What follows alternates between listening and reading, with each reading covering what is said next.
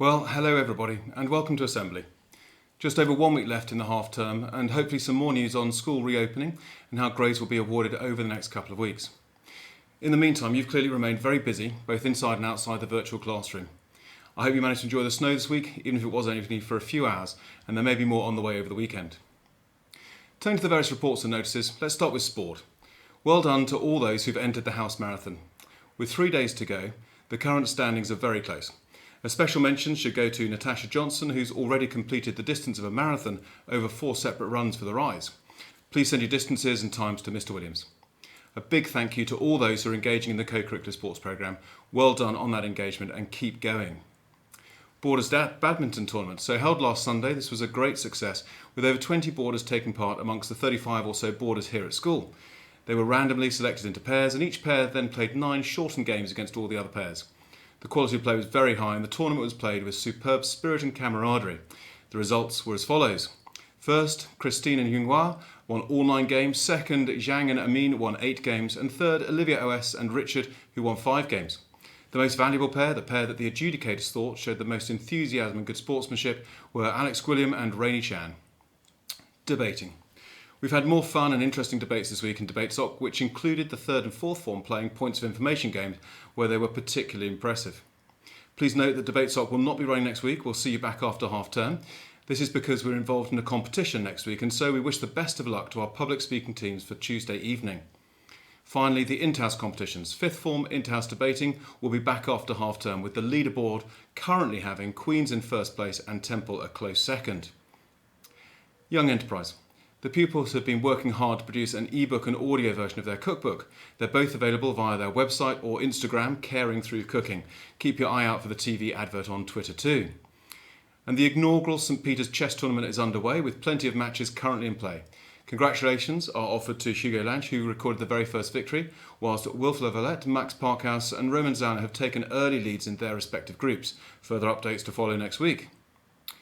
February is LGBT plus History Month in the UK, and this week we're running a competition for students to produce a poster, short film or infographic about an inspirational member of the LGBTQ plus community.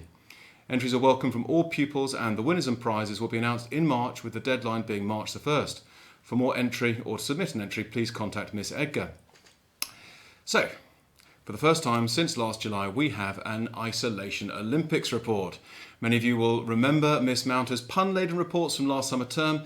She's clearly come back at the same level of form, and as ever, I'd like to issue a disclaimer that she writes the words. I merely read them. Here goes. According to the Office of National Statistics, it was the longest January since records began. Undeterred by the winter gloom, however, Isolation Olympics returned to our lives to join hands around the world in a truly global treasure hunt. If you were hibernating last month and missed any of this, I mention here that houses were given a list of 30 items to photograph and collate. With pupils unable to be in school, the images came from far and wide, from the Isle of Man in the UK to Macau in China.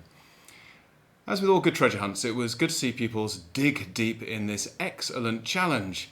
Arr, that's meant to be a pirate. And I can tell you that it feels good to finally get those puns off my chest. Of the many locations and objects, some pondered where to find a body of water, while others appreciated that there really is no place like Nome. For some, the building site objects were merely a hop, skip and jump away. There were tales of people going nuts about their squirrel snaps, and I was especially delighted, Miss Mounter writes, to see pupils enthused about agricultural machinery. I'm an ex-tractor fan myself. Some of the church photos were inspired, I'll have you know, and in these days of iPhones and Galaxies, it was nice to be the receiver of so many excellent pictures of phone boxes. But this was a hard call to make. Dron were experts in their field, with all manner of excellent shots was the manner, and rising to the challenge was the rise, and so to the judging. With so much people involvement, some excellent commentaries, and many wonderful images from these 3 houses, this week we have a holy trinity of boarding winners. The Rise, the Manor and Dronfield take joint first place. Congratulations to all the pupils who took part. Next week's challenge has been set by Mrs. Hall and the Green Group. Frugal February, inspired by Miguel Barclay, challenges you to create a dish using local seasonal ingredients. And finally, earlier this week, Captain Sir Tom Moore very sadly died of coronavirus at the age of 100. While a year ago he would have been unknown, all that he's achieved and the impact he has had means that today he is a household name in our country and across the world. His challenge of walking 100 laps of his garden grabbed the public's imagination and eventually led to him raising $39 million for the NHS. Sir Tom captured people's hearts with his modest and self-deprecating perspective on life. Also for his balance of optimism and stoicism, exemplified by his much repeated words, "Remember that tomorrow will be a better day." There have been many comparisons to the way people managed during the long years of the Second World War and the current pandemic, although it's very difficult to truly compare the two. Sir Tom belonged to that generation who had to put up with so much, and that's perhaps why his insight and perspective from those days has been so influential in the present day. Sir Tom has clearly been an inspiration to many others, and I heard on the radio the other morning an interview with a 5-year-old child called Tony Hudgell, who raised $1.5 million for the NHS by completing a walking challenge of 10k. Tony had to have both his legs amputated, and to complete the challenge needed to relearn how to walk on his prosthetic legs. When I was looking for information about Tony, I was struck that there were a number of other young children who were similarly inspired to fundraise by Sir Tom. What a wonderful and lovely example of a connection between one of the very oldest members of the population and some of the very youngest. It's also a perfect example of what you might call the ripple effect of positive behaviour and outlook. There's an old phrase that one good deed leads to another, and there is a lot of truth in that. Even on a simple level, giving someone a smile or checking in with them and asking how they are can create an atmosphere where more people do the same thing.